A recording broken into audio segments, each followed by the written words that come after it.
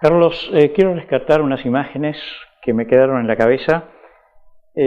Una es de alguien sacando fotos, otra es vos en cueros, habiéndote sacado la camisa y pensando que sería bueno estar tostado para cuando vayas a Punta del Este.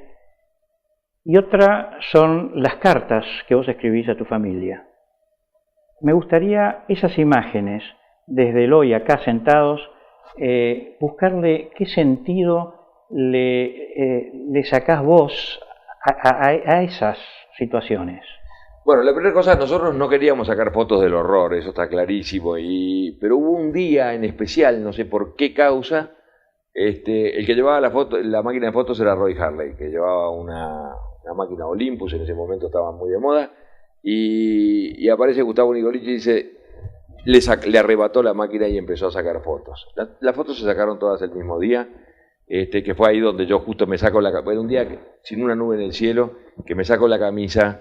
Digo, quiero llegar quemado a Punta del Este y aproveché para sacarme una locura tuya, porque no sé cuántos grados bajo cero. Una locura, pero la cordillera tiene esa cosa que cuando para el viento podés, por un minuto, porque esa foto fue un minuto que me la saqué, pero yo dije, quiero llegar bronceado a Punta del Este, que como te decía, es un acto netamente de esperanza, esperando.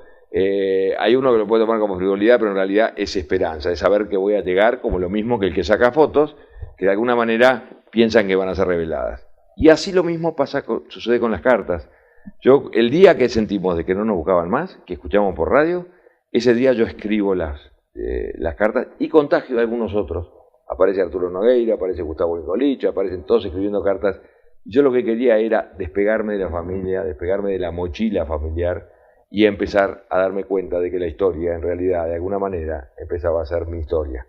O sea que en realidad fue un acto de destete brutal. Porque de alguna manera cuando yo le digo a mi madre, mamá, los 5 estamos bien y si Dios quiere nos vamos a pasar la cordillera como por el culo, también le agrego, y si eso no pasa, nos vamos a encontrar en el más allá, que es lo que corresponde para nosotros, era lo más justo. O sea que preveía las dos circunstancias. Pero creo que cualquiera de los dos actos eran actos de esperanza de alguna manera, aunque yo tenía mis dudas de que lo que me daría mucha rabia era que encontraran un día los restos nuestros y no hubieran encontrado ninguna carta y hubieran dicho esto se murieron todos el primer día, que era lo que podía haber. Entonces yo quería dejar un testimonio de que por lo menos algo habíamos vivido. Vos relatás la intensidad de tu historia y en algún momento determinado hablas de que te sustrajeron la historia.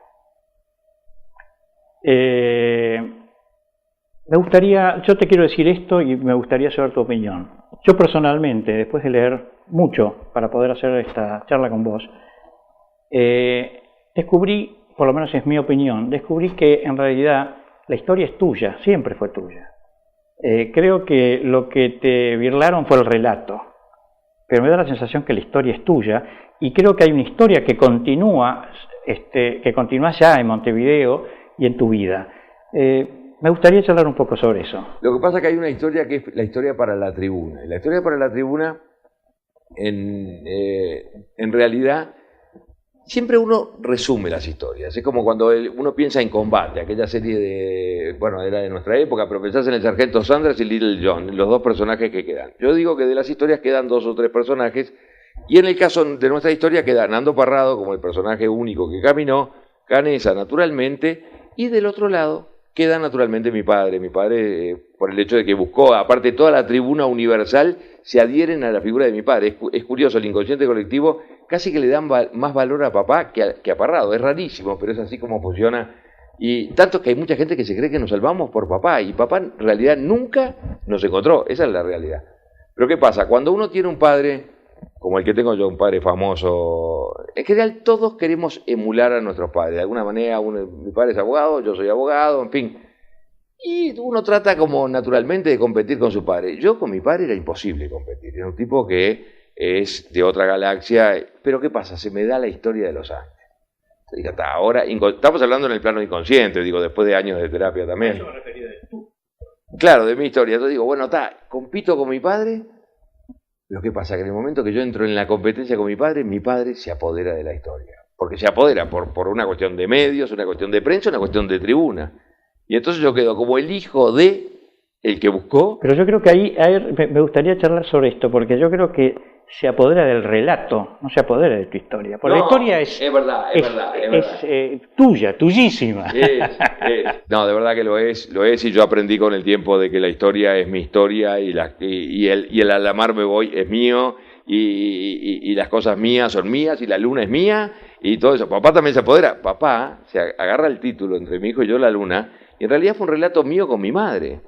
Pero claro, en la tribuna... Pero hoy por hoy, no es un tema que me importa. No, a ver, yo no voy obviamente para hacer una crítica a tu padre y mucho menos a vos. El tema es que hay cosas que son personalísimas, hay cosas que pasan por uno porque me parece que la historia tuya no termina como no termina la historia mía ni de los que están detrás de cámara. Es una historia que continúa y donde cuando uno aprende que la historia es de uno, ahí entonces comienza a crecer sobre esa historia, porque si la historia... Alguien me la sacó, me sacaron un brazo y yo vivo mal. Naturalmente, pero aprendí con el tiempo y madurar y todo eso, que el verdadero héroe, la verdadera heroicidad es la heroicidad de lo cotidiano. Es el darme cuenta de que todos los días uno está peleando cordilleras, chicas, grandes o lo que fuera, y es la manera de que uno pelea y sale adelante de esos problemas. No necesariamente, la historia de los Andes es una historia muy particular, pero en realidad la gran heroicidad es la heroicidad de lo cotidiano, cuando te enfrentas con tus hijos, cuando te enfrentas con tu trabajo, cuando te enfrentas con las cosas que uno se enfrenta en lo común. Esto es lo más terrenal, a donde yo quería llegar con que la historia es tuya, porque me parece que hablábamos hace un rato que la historia de los Andes es una historia tan fuerte, tan extraordinaria, y encima ¿cuántos han quedado en la montaña? Lo extraordinario de ustedes es que a pesar de todo volvieron. Entonces eso hace que la historia sea tuya y a partir de esa historia nos enseñe, a quienes que tenemos que aprender de esto que decías recién, que hay cordilleras todos los días. Entonces podemos ver en vos un caso extremo allá en la cordillera, pero también podemos leer y ver en vos las otras cordilleras de tus momentos de adicción, de tus momentos complejos de tu vida, y acá estás vos. Estás dando este mensaje de esperanza a partir de un hecho trágico, ¿no? Y con tu humor y demás. Entonces, eso es lo que... Es que la gran historia es lo que me permite poder hablar de lo cotidiano. Mirá que es paradójico. Precisás una gran historia para poder hablar de la cosa chica. Porque si no, la cosa chica queda desaparecida. No atrae. Es común. Entonces, ¿qué valor tendría que yo contara la historia como adicto que soy? Igual que la de cualquier adicto. Pero como tengo la historia de los Andes, entonces la gente le presta más atención. Y ese es en el punto donde yo puedo ayudar, y lo hago con total humildad. A mí me ayudaron mucho a salir de la adicción y yo... Ayudar muchísimo, porque estás más cerca en las historias, en las cordilleras siguientes, estás más cerca de mí o de cualquier persona que va caminando por la calle, estás más cerca de nosotros con la historia de todos los días que con la gran historia, ¿sí? Sin duda. Entonces esto creo que nos ayuda porque nos acerca. Yo también puedo, ¿no? Si alguien que va caminando por la calle como yo puede hacerlo, ¿por qué no yo también? Sin duda, pero si te pones a pensar, la gran historia, por llamarle de alguna manera, en entrecomillado, está nutrida de pequeñas historias cotidianas, de que cuando yo rescato los cinturones de seguridad para ponérselos al auto de mi madre, esa pequeña historia al escribir esa carta, esa cosa de garra, esa cosa de me voy a pasar la cordillera por el culo, digo, esa cosa de todos los días. En realidad la gran historia está nutrida de pequeñas historias. Carlos, me los imagino a ustedes mirando cómo se alejaban los dos caminantes hacia el paredón oeste y luego se perdían. ¿Tenían un plan B? Esa pregunta a mí me hace mucha gracia porque me la preguntó un director de un banco. Me dijo, Carlitos, ¿tenían un plan B? Y yo le digo, pero ¿cómo vamos a tener un plan B si nosotros habíamos puesto todo en ese plan? O sea, todo habíamos puesto en ese plan. Imagínate vos en esas condiciones como para tener plan B. Había un plan B. Había un plan B que era un plan totalmente ridículo, que era que yo, por lo menos con Adolfo Strauch, íbamos a salir a caminar de pasada la Navidad, caminando, sabiendo que íbamos a morir porque no teníamos nada que nos resguardara, nada, no teníamos ni comida ni nada. Pero yo, una de las cosas que yo quería era no morir al lado del avión, era intentar salir caminando.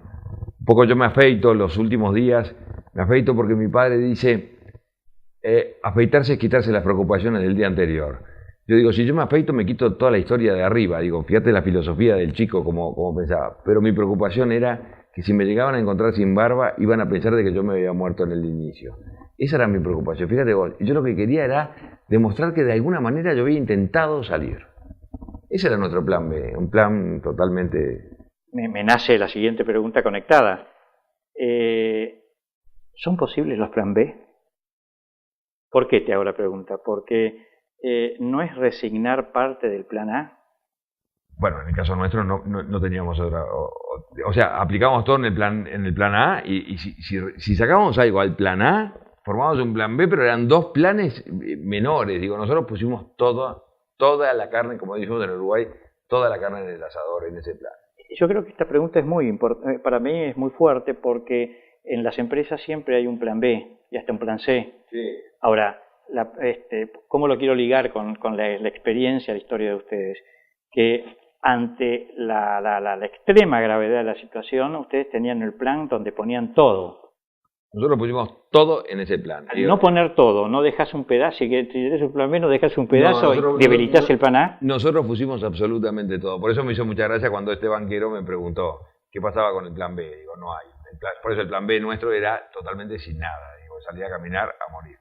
Bien, esto es muy fuerte para nosotros los empresarios, que estamos acostumbrados a plan A, plan B y plan C a veces. ¿Sí? Pero nosotros tuvimos que poner todo en esta empresa, digo.